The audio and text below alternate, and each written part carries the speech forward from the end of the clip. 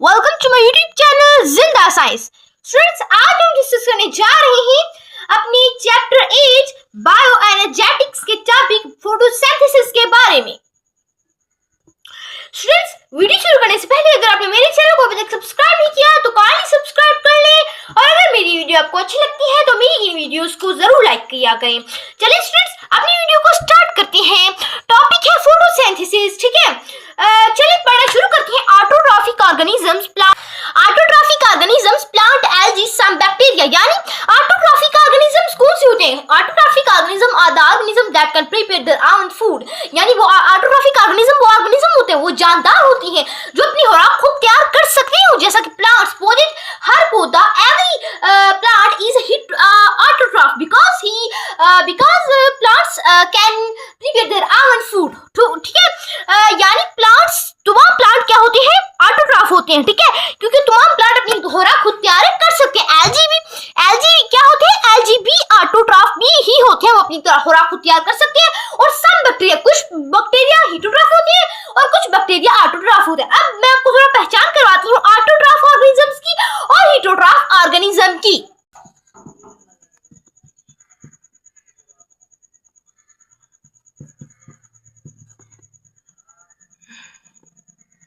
Autotroph, ये हमारे पास autotroph आ जाता है। यानी अब देखें, autotroph are the organisms, troph are the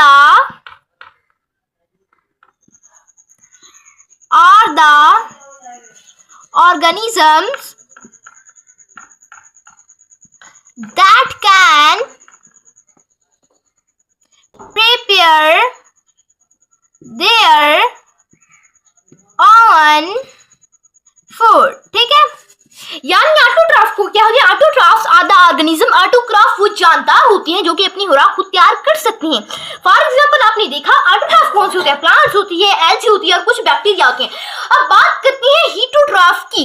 students, ये इंपॉर्टेंस भी हो सकते हैं, आप इनको कॉपियों पर लिख लें। हेटेरोट्रॉफ, अब आता है हेटेरोट्रॉफ्स। हेटेरोट्रॉफ्स आता है पहले। अब देखिए, हेटेरोट्रॉफ्स आर द ऑर्गेनिजम्स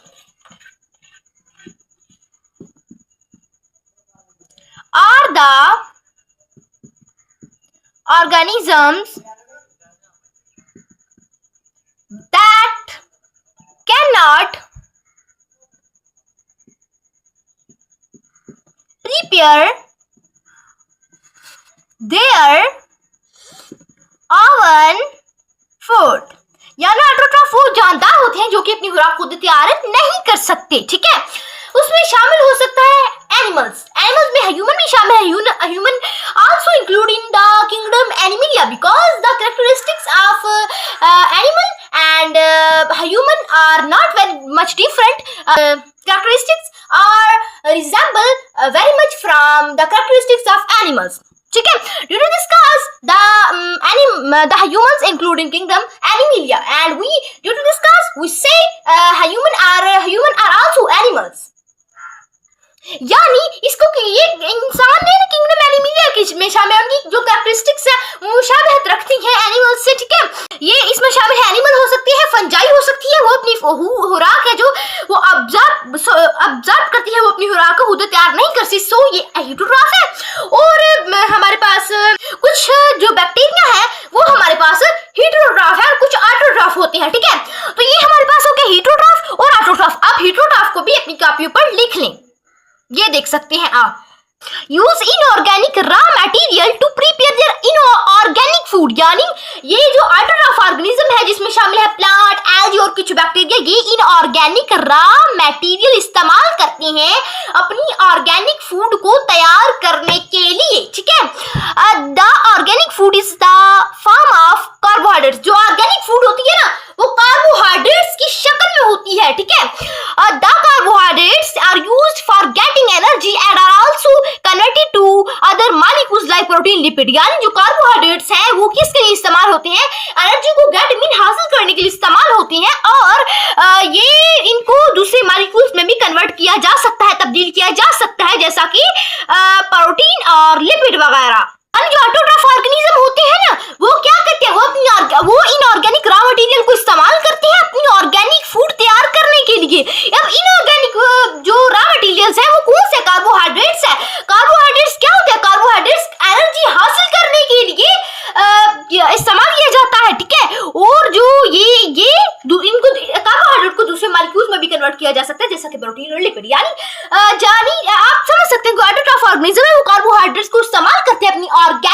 नामियाती जो खाना होता है उसको तैयार करने के लिए। अब नेक्स्ट फोटोसिंथेसिस आता है। Photosynthesis the synthesis of glucose. Photosynthesis का मतलब होता है सिंथेसिस ग्लूकोज की तरकीब करना, ठीक है, from carbon dioxide and water in the presence of sunlight. Carbon dioxide और वाटर के साथ मिलकर सनलाइट और क्लोरोफिल की मौजूदगी में, which with oxygen as a byproduct is the most important metabolic reaction, and all life depend it. A similar general equation for photosynthesis is as follow. Students, ये इसकी डेफिनेशन होगी इधर से लेकर इधर तक। मैं आपको एक और डेफिनेशन लगवाएंगे। इधर इसका मतलब है कि जहां जो ऑक्सीजन होता है वो बाय प्रोडक्ट है जो कि हमारी लाइफ का एक हमारी लाइफ के मेटाबॉलिक रिएक्शन के लिए जरूरी है। हमारी लाइफ, हमारी जिंदगी किस पर डिपेंड है? ऑक्सीजन पर डिपेंड है, क्योंकि हर चीज सांस लेती है, ठीक है। कि हम अगर बोल रहे हैं ना या सुन रहे हैं कोई चीज तो सांस ले रहे हैं, हमारी जिंदगी ही उस पर डिपेंड है। So oxygen is very important for a living organism like human and animals. और हमारे पास जो प्लांट होता है, प्लांट के भी इंपॉर्टेंट है सेलुलर रिस्पिरेशन के दौरान, जहां वो ऑक्सीजन को इनहील करती हैं और इनहील यानी सांस के जरिए अंदर लाती हैं और एक्सहील यानी बाहर निकालते हैं, जिससे हम कार्बन डाइऑक्साइड खारिज करते हैं। Simple general equation for photosynthesis is follow, यानी जो एक सिंपल एक आम सी जो जनरल इक्वेशन है फोटोसिंथेसिस की यहाँ दी गई है। कौन सी इक्वेशन है? Carbon dioxide plus water plus light energy to make, इसका मतलब है to make glucose oxygen and water, ठीक है। यानी हमारे पास कार्बन डाइऑक्साइड क्या होता है? कार्बन डाइऑक्साइड होता है 6CO2। CO2 मतलब कार्बन डाइऑक्साइड और 12H2O mean water. Photons will light energy to make C6H12O6 mean glucose, CO2 यानी ऑक्सीजन, CH2O यानी वाटर, ठीक है। अब देखें, अब मैं आपको इसकी किताब में इसकी डेफिनेशन लिखी हुई है ऑफ कोर्स, लेकिन मैं आपको बता देती हूँ इसकी डेफिनेशन इजी वर्डिंग में। पहले आपको इधर से बताती हूँ। देखें, इधर इक्वेशन से हम डेफिनेशन बना सकते हैं अगर हम इक्वेशन की समझ हो। देखें, photosynthesis is a process during which carbon dioxide and water combine in the presence of sunlight energy chlorophyll to make, इसका मतलब है to make glucose oxygen and water. ये इसकी डेफिनेशन मैं लिख भी देती हूँ ताकि आप उससे लिख सके। तो स्टूडेंट्स, ये हमारे पास इसकी डेफिनेशन हो गई। अब मैं इसको रिवाइज कर देती हूँ ताकि आपको समझ आ जाए, ठीक है। देखिए, फोटोसिंथेसिस इज अ प्रोसेस, यानी फोटोसिंथेसिस वो अमल है ड्यूरिंग विच, जिसके दौरान carbon dioxide and water combine in the presence of sunlight energy to make food, glucose and oxygen, ठीक है, ऑक्सीजन एंड वाटर। यानी फोटोसिंथेसिस वो अमल है जिसके दौरान कार्बन डाइऑक्साइड और वाटर कंबाइन होते हैं, जुड़ती हैं sunlight in the presence of sunlight energy, ठीक है। Sunlight energy and chlorophyll chlorophyll इधर आता है, ठीक है। To make food glucose and oxygen and water, यानी फोटोसिंथेसिस वो प्रोसेस है जिसके दौरान कार्बन डाइऑक्साइड और वाटर कंबाइन होते हैं किसकी प्रेजेंस में? सनलाइट एनर्जी और क्लोरोफिल के प्रेजेंस में। क्या बनाने के लिए? फूड ग्लूकोज ऑक्सीजन और वाटर बनाने के लिए। तो ये हो गई हमारे पास फोटोसिंथेसिस की कंप्लीट डेफिनेशन। आप ये इधर से ले लें स्क्रीनशॉट और आप अपनी कॉपियों पर लिख लें इसे, ठीक है। चलिए स्टूडेंट्स, अब हम पढ़ते हैं नेक्स्ट जो भी हमारा सबक है।